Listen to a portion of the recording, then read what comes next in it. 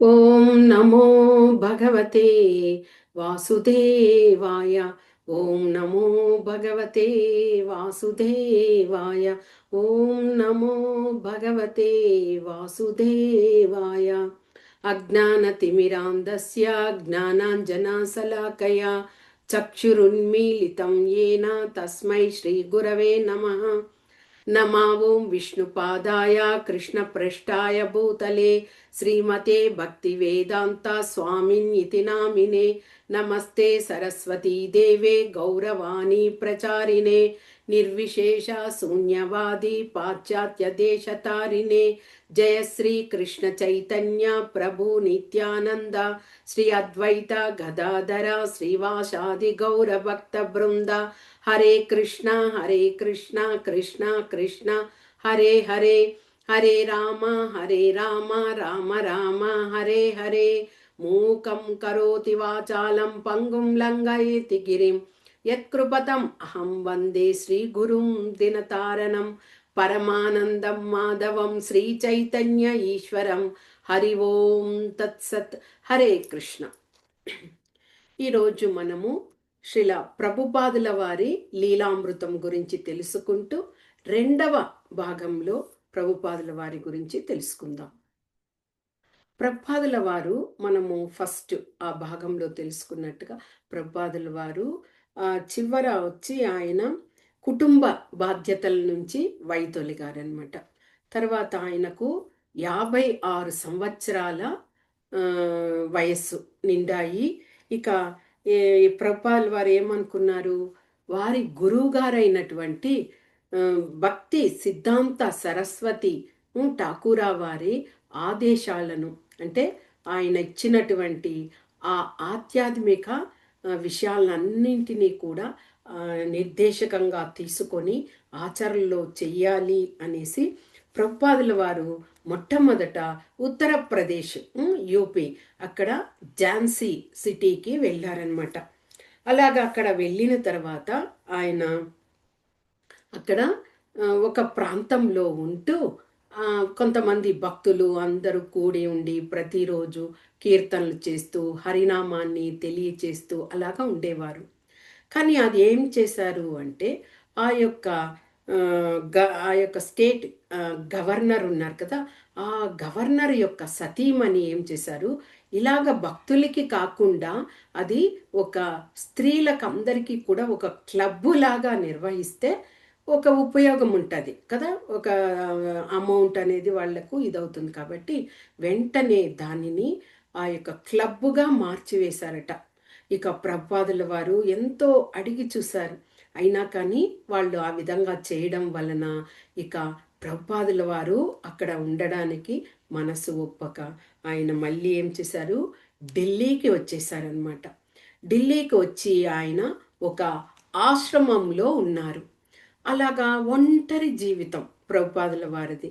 ఆశ్రమంలో ఉన్నారు. తర్వాత అక్కడ దగ్గరలోని శ్రీ రాధాకృష్ణుల మందిరాలలో కొన్ని రోజులు అలాగే ఉండడం సాగించారనమాట. అప్పుడు ప్రభుపాదుల వారు ఇలాగ అనుకునేవారు, ఇలాంటి కష్టాలన్నీ కూడా కృష్ణ నాకే ఎందుకు ఇలాగ వస్తున్నాయి అని.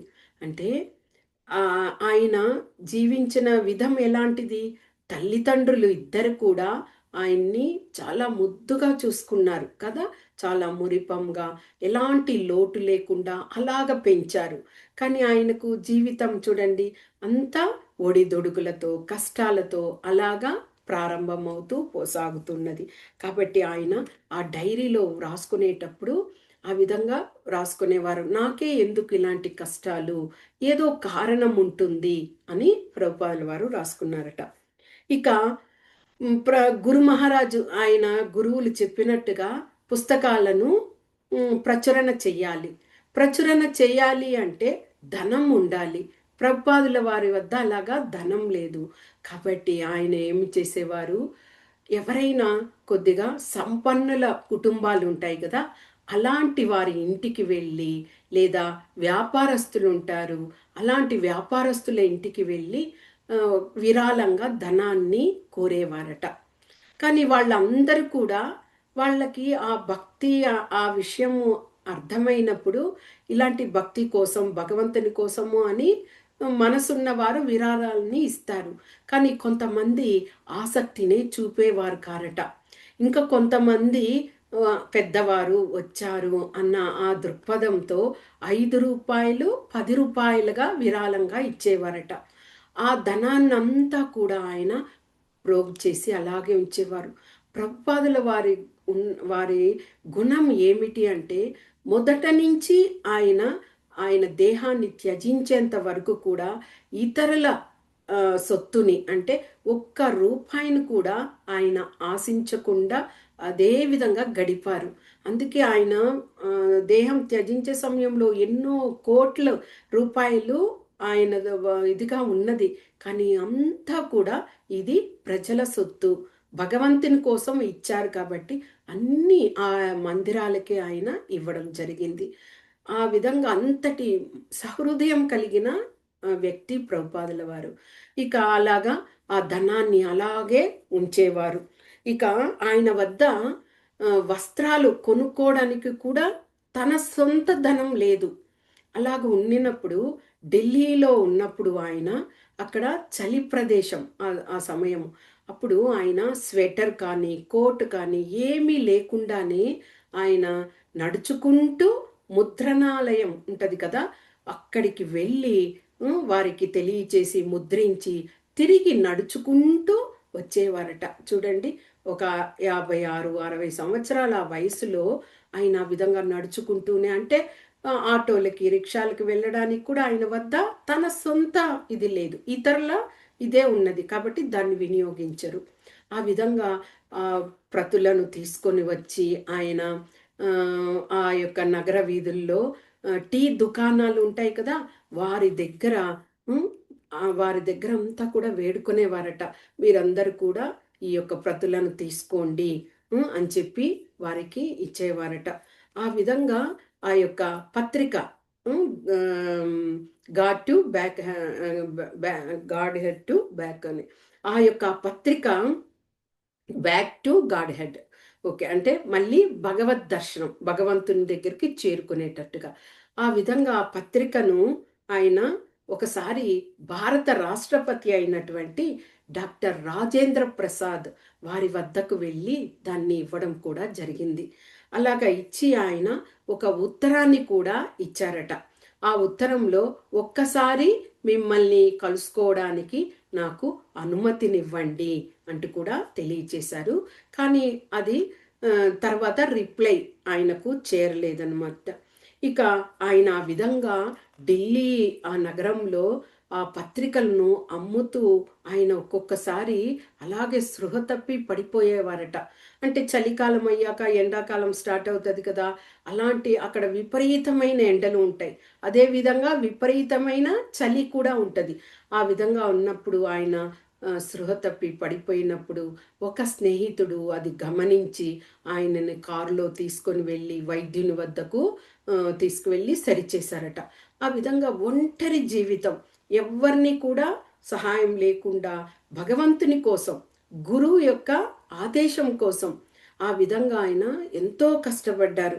ఆ విధంగా ఆ కష్టాలు పడుతూ ఆయన ప్రతిసారి ఆ డైరీలో వ్రాసుకుంటున్నప్పుడు కూడా ఆయన చెప్పేవారట, ఈ విధంగా నాకు ఇలాంటి కష్టాలు వచ్చాయి అని వ్రాసుకుంటూ తర్వాత ఆయన గ్రహించగలిగారట. ఏమిటి అంటే, ఇలాగ కష్టాలే నాకు సంపద, ఆ సంపద వల్లనే నేను భగవంతుణ్ణి, ఆయన యొక్క కరుణ, కృప, కటాక్షాలను పొందగలిగాను అంటూ ఆనందంతో రాసుకున్నారట. ఇక ఢిల్లీ నుంచి, అక్కడ ముద్రణాలయం కదా ఢిల్లీలో, అక్కడ నుంచి ఆయన చాలా కష్టంగా ఉన్నది ఆయనకి అక్కడ ఉండడము, బస ఏర్పాట్లు అవన్నీ కూడా ఉండడం కష్టంగా ఉండడం వల్ల ఆయన ఇంకా ఆ పత్రికలను తీసుకొని తర్వాత బృందావనానికి వెళ్ళి అక్కడ ఏమైనా చూద్దాము అనేసి ఆయన ఏం చేశారు, వెంటనే ఢిల్లీ నుంచి బృందావనానికి 180 కిలోమీటర్లు అనమాట, అంత దూరానికి ఆయన వెళ్ళారు. వెళ్ళిన తర్వాత అక్కడ ఆ బృందావనము ఏమిటి, సాక్షాత్తు చైతన్య మహాప్రభువుల వారి శిష్యులైనటువంటి షడ్ గోస్వాములు వారందరూ కూడా చైతన్య మహాప్రభువుల వారి ఆజ్ఞ మేరకు బృందావనానికి వచ్చి భగవంతుడు నడయాడిన ప్లేసులను, లీలలు చేసిన ప్లేసులను వాటినంతా కూడా కనుగొన్నారు ఆ షడ్ గోస్వాములు. అలాంటి ఒక ధామం కదా, ఆ ధామానికి ప్రభుపాదుల వారు రావడం జరిగింది. ఇక అక్కడ బృందావనం అంటేమి, అడుగు తీసి అడుగు వేస్తే మందిరాలే. అలాగా షడ్ గోస్వాములు స్థాపించిన మందిరాలు, ఇంకా ఎన్నో కృష్ణ భగవానుని మందిరాలు, అవన్నీ కూడా ఆయన చూసి అలాగే పులకరించిపోయారట. ఆయన హృదయము అంతగా ఆనందపడిందట, ఇంతటి ధామంలో మనము వచ్చాము అని. తర్వాత ఆయన యమునా నదీ తీరంలో వంశీ గోపాల్జీ మందిరం ఉన్నది. ఆ యొక్క మందిరంలో ఒక గదిని అద్దెకు తీసుకున్నారట. చిన్న గదే. ఆ గదిని అద్దెకు తీసుకొని ఆ చిన్న గదిలోనే ఆయన ఇక బృందావనంలో ఉండి జీవితము మొదలుపెట్టారనమాట. ఇక అదే విధంగా అక్కడ ఉంటూ ఆ మందిరాలను దర్శిస్తూ ఆనందపడుతూ ఆయన ఉన్నటువంటి గది నుంచి బయటకు చూస్తే యమునా నది పరవళ్ళు తొక్కుతూ ప్రవహిస్తూ ఉంటదట. కిటికీ నుండి చూసినప్పుడు, అది ఉదయం వేళలో చూసినప్పుడు ఆయనకు ఆ సూర్య రశ్మి ఆ యొక్క యమునా నది మీద పడి అలాగే తలతలాను మెరుస్తూ అలాగే అదే నది పారుతూ ఉన్న ఇది దృశ్యం చూసి చాలా ఆనందపడేవారట. అదేవిధంగా కేశీ ఘాట్లో సాయంత్రం సమయంలో ఈ ప్రాంతంలో కేశీ అనే ఒక అసురుణ్ణి సంహరించడం వల్ల ఆ ప్రాంతంలో కేశీ ఘాట్ పేరు వచ్చింది కదా.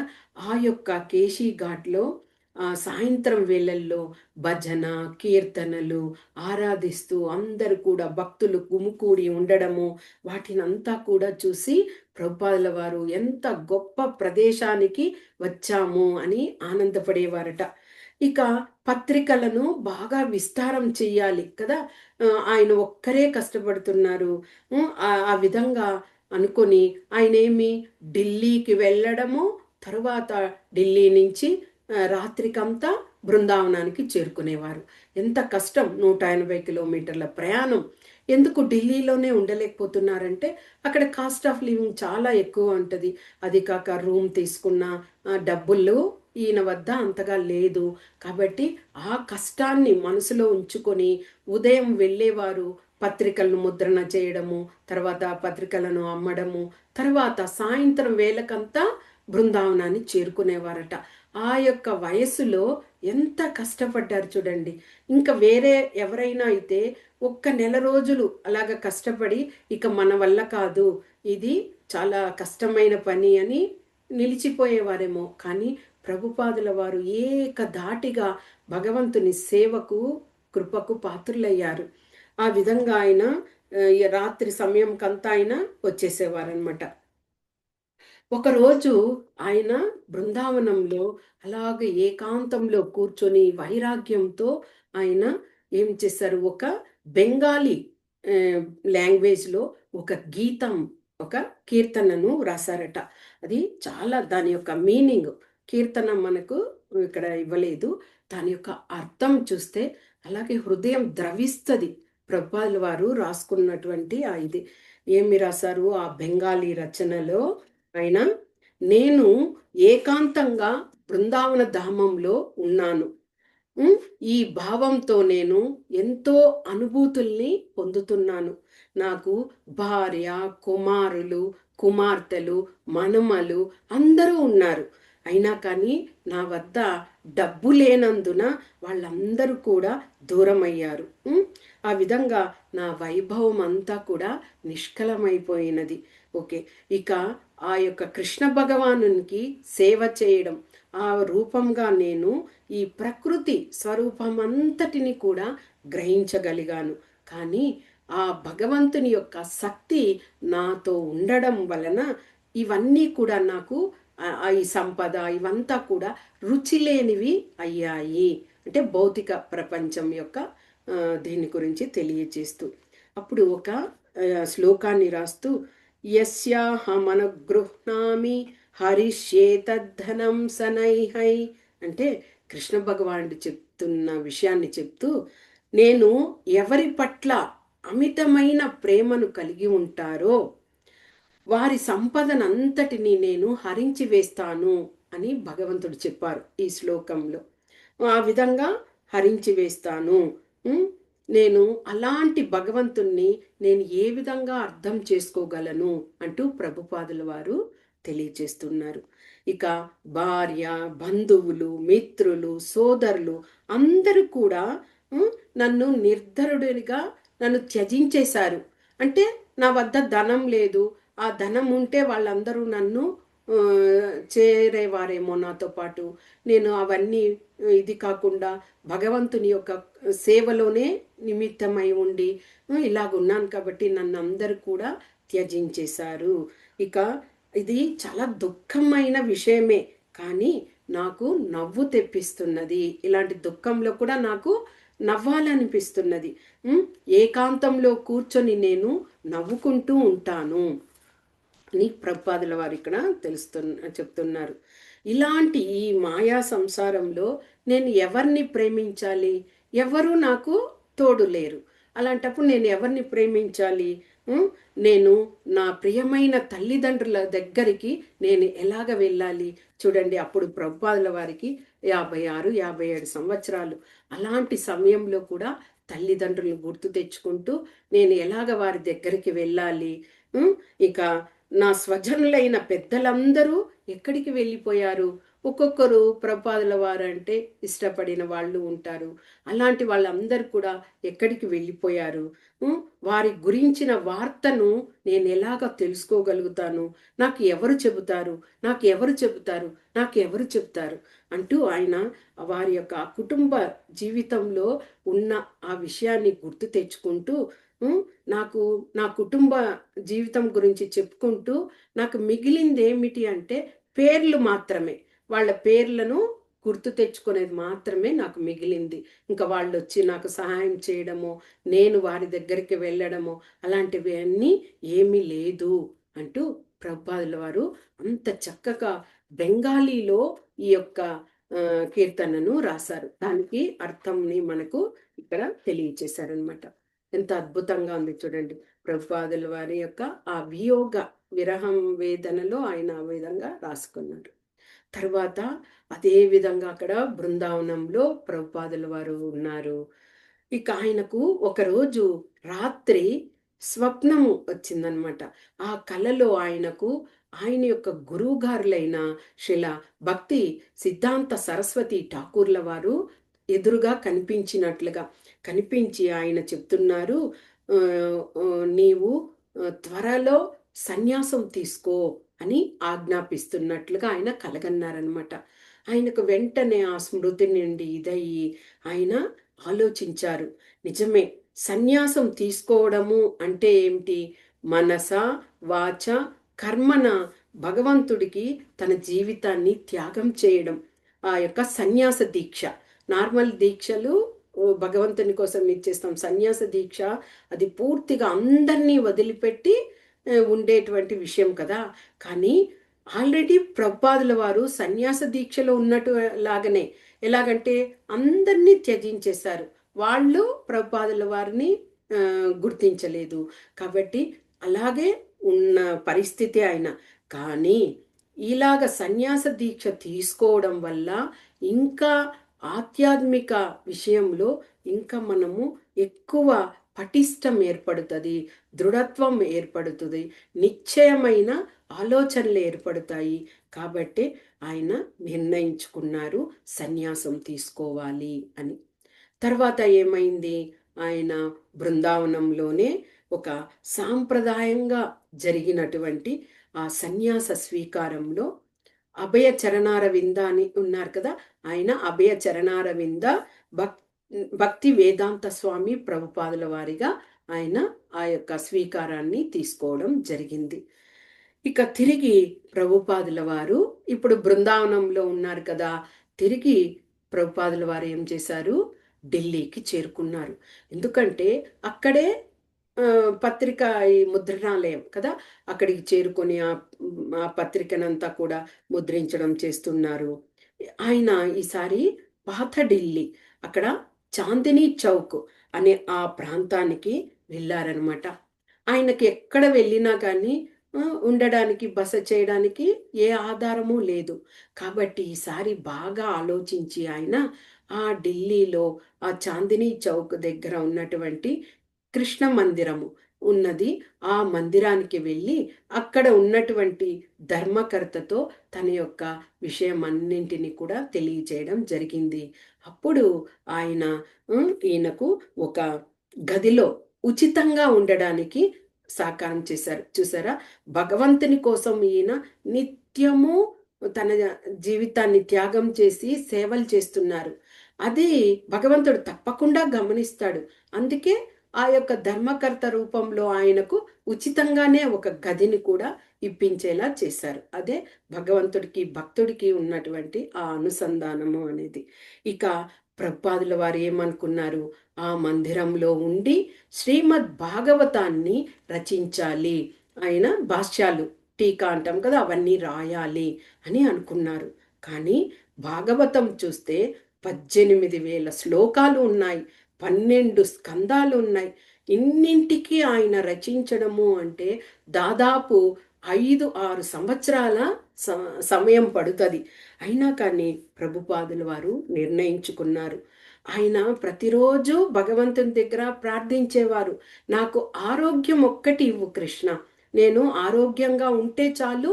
నేను చక్కగా ఈ యొక్క విషయాలన్నింటినీ నేను సరిచేయగలుగుతాను అని కోరుకునేవారట. ఆ విధంగా ప్రభుపాదుల వారు డైరీలో రాసుకునేవారు.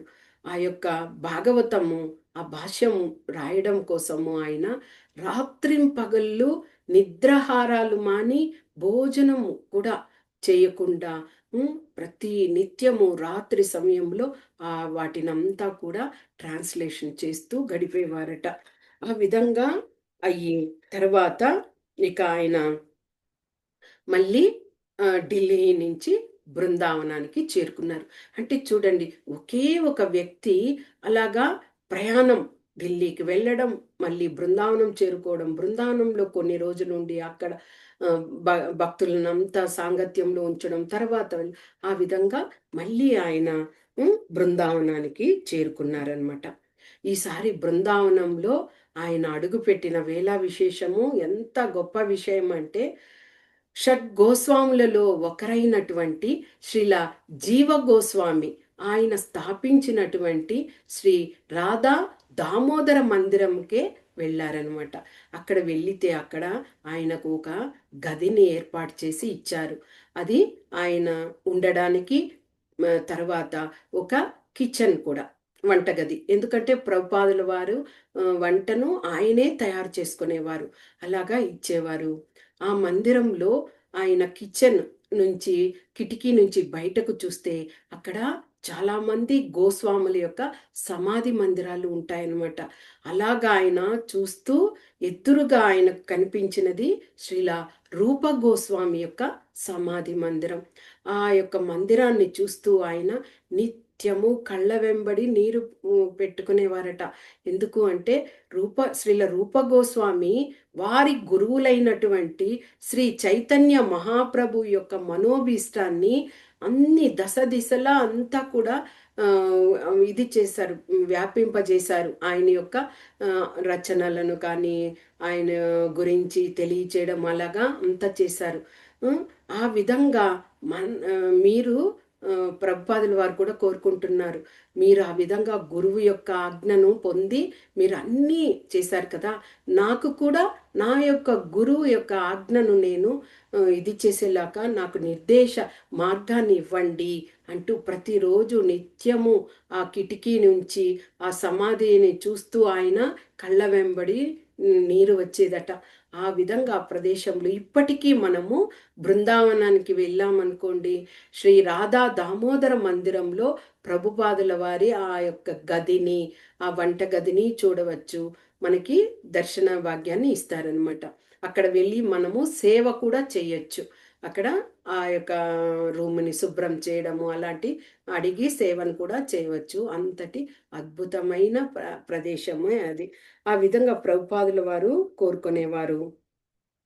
తర్వాత ఆయన మార్గనిర్దేశం కోసం కోరుకుని, అదే విధంగా ఆ యొక్క గదిలో నుండి ఆయన భాగవతము వ్రాయడము మొదలుపెట్టారనమాట. ఫస్టు భారత ప్రధాని అయినటువంటి లాల్ బహదూర్ శాస్త్రి ఆయనకు మొట్టమొదటి ఆ యొక్క భాగవత పుస్తకాన్ని ఇచ్చారట. ఆయన చిరునవ్వుతో ఆ గ్రంథాన్ని తీసుకొని కొద్దిసేపు ప్రభుపాదుల వారితో కూర్చొని పలకరించడం కూడా జరిగింది. తర్వాత శ్రీ రాధా దామోదర ఆ మందిరంలోనే ఉంటూ ప్రభుపాదుల వారు 3 స్కందాల వరకు కూడా ఆయన వ్రాయడము జరిగిందనమాట. ఇక 3 స్కందాలు అయిపోయింది. ఇక ఆ పుస్తకాలని ప్రచురించి దానిని వితరణ చేయడము, కొంత అమౌంట్ కూడా కొద్దిగా రావడము అలాగా అవ్వడం అయ్యేసరికి ఇక ప్రభుపాదుల వారికి ఏమైంది, గురువులు చెప్పిన విధంగా విదేశాలకు వెళ్ళి ఆ యొక్క భక్తిని కృష్ణ తత్వాన్ని ప్రచారం చేద్దాము అని ఆయన హృదయంలో అనుకొని నిర్ణయించుకున్నారనమాట. ఒకసారి ఆ విధంగా ఆయన మధురా నగరంకి వ్యక్తి చెందిన అతను శ్రీ అగర్వాల్ అతన్ని ఆ అగర్వాల్ని ప్రభుపాదుల వారు కలుసుకోవడం జరిగింది ఒకసారి. అలాగా కలుసుకొని ఆ శ్రీ అగర్వాల్కి ప్రభుపాదుల వారు అన్నీ విన్నవించారనమాట. అంటే ఇక్కడ ఒకటి చెప్తారు ప్రభుపాదుల వారు ఎప్పుడు, కృష్ణుని కోసం అంటే భగవంతుని కోసం మనము బెగ్గింగ్ చేస్తే కూడా మంచి విషయమే. అంటే మన కోసం కాదు, మన స్వార్థం కోసం కాదు, భగవంతుని కోసం మనము ఎవరినైనా కానీ అడిగి వారి దగ్గర నుంచి మనము తీసుకోవచ్చు. అలాగా ఆ యొక్క శ్రీ అగర్వాల్ దగ్గర కూడా ఆయన అన్ని విషయాలు ఏకరువు పెట్టి, నేను ఈ విధంగా విదేశాలకు వెళ్ళాలి, నాకు మీరు ఏదైనా సహాయం చేయగలుగుతారా అని అడిగారట.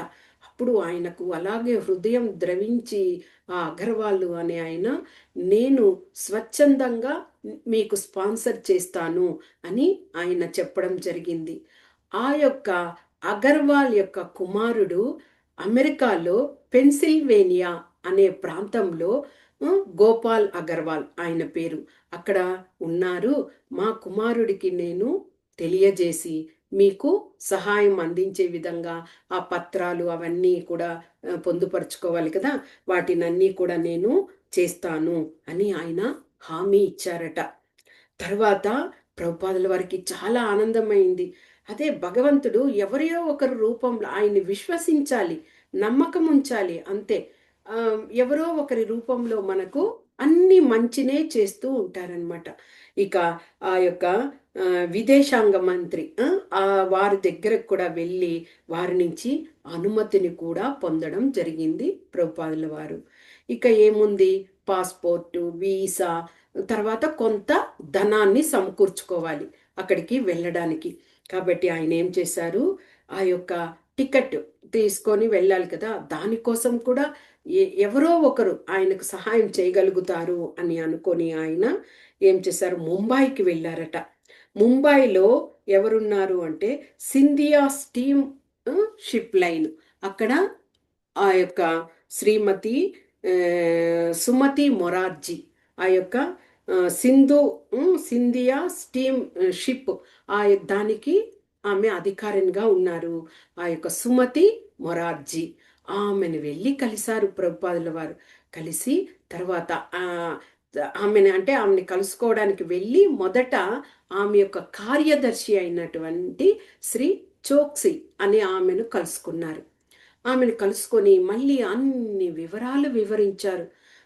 ఆ వివరాలన్నీ విని నాకు వాళ్ళది నౌక ఉంది కదా, ఆ యొక్క నౌకలో ఒక్క టికెట్ ఆయన కోసం కానీ వాళ్ళు కానీ సహాయం చేస్తే నేను అందులో నుంచి నేను ప్రయాణమై వెళ్తాను అని చెప్పడం జరిగింది. ఆమె చోక్సీ వెళ్ళి సుమతి మొరార్జీ ఆమెకి తెలియచేశారు. తెలియచేస్తే ఆమె ఏం చెప్పారు, ఈయనకు ఇప్పటికే వయసు అయిపోయింది.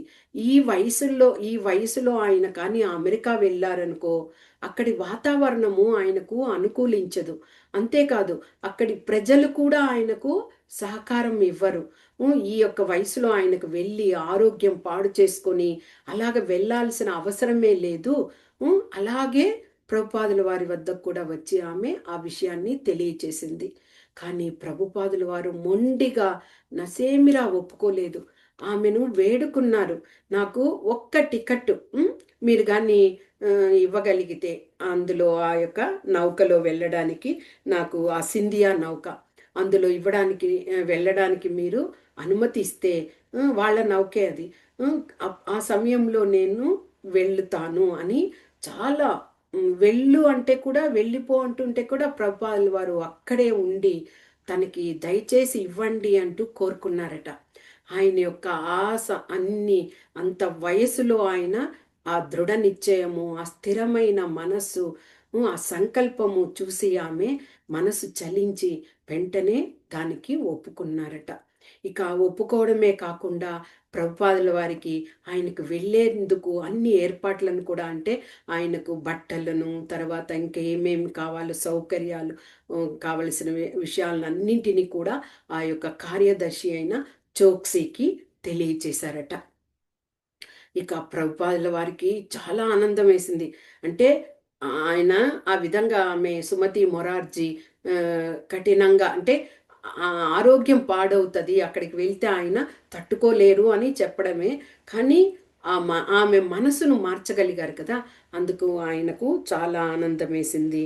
ఇక ఈయనకు ఒక టికెట్ ఇవ్వడానికి కూడా వారు ఒప్పుకున్నారనమాట. ఇక కొన్ని శిక్షాష్టకం, ఆ కరపత్రాలను, తర్వాత భాగవతం గురించి కొద్దిగా విపులంగా చెప్పేటువంటి పత్రాలను, వాటినన్నింటినీ కూడా ముద్రించి ఇవ్వమని ప్రభుపాదుల వారికి చెప్పారట ఆమె సుమతి మొరార్జీ. తర్వాత అది ఎప్పుడు సిద్ధం చేశారు? జలదూత నౌక వెళ్ళడము ఆగస్టు 13వ తారీఖున కలకత్తా నుండి బయలుదేరడానికి వారు దానికి సన్నాహం చేశారనమాట. దానికి ఒక సీటును కూడా ఇది చేశారు. ఆ నౌకకి కెప్టెన్ ఉంటారు కదా, ఆయన పేరు అరుణ్ పాండ్యన్. ఆయన కూడా చాలా గొప్ప హృదయం కలిగిన వ్యక్తి అనమాట. ఇక ప్రభుపాదుల వారికి వెంటనే ఆయన కలకత్తాకు వచ్చేసి ఆయన గురువు గారి యొక్క సమాధి మందిరానికి వెళ్ళి అలాగే మనస్ఫూర్తిగా ఆయన ప్రార్థన చేశారు. ఎందుకంటే గురువుగారికి గురువుగారు కోరిన విధంగా తాను ఇప్పుడు చేయబోతున్నారు కార్యాన్ని. కాబట్టి ఆ గురువుల దగ్గరికి వెళ్ళి సమాధి దేని దగ్గరకు ఆయన వెళ్ళి ప్రార్థన చేసి ఇక ప్రయాణం కావడానికి ఆయన ఏం చేశారు? ఒక పెట్టెను, ఒక గొడుగు, తర్వాత భాగవతం పుస్తకము, చైతన్య చరితామృతం యొక్క ప్రతులు, వీటినన్నీ కూడా తీసుకొని వెళ్ళడానికి సిద్ధం చేసుకున్నారనమాట. ఆ విధంగా ఆయన కలకత్తాకు బయలుదేరి వెళ్ళారు. ఇంకా కలకత్తా నుంచే ఆ యొక్క నౌక అనేది ప్రయాణం అవుతుంది. అది మనము రేపటి యొక్క పాటలో తెలుసుకుందాం. ఎందుకంటే అది ఒకసారి స్టార్ట్ చేసి ముగించేస్తే బాగుంటుంది. ఓకే. హరే కృష్ణ. వాంఛా కల్పతరుభ్యశ్చ కృపా సింధుభ్య ఏవ చ పతితానాం పావనేభ్యో వైష్ణవేభ్యో నమో నమః. హరే కృష్ణ.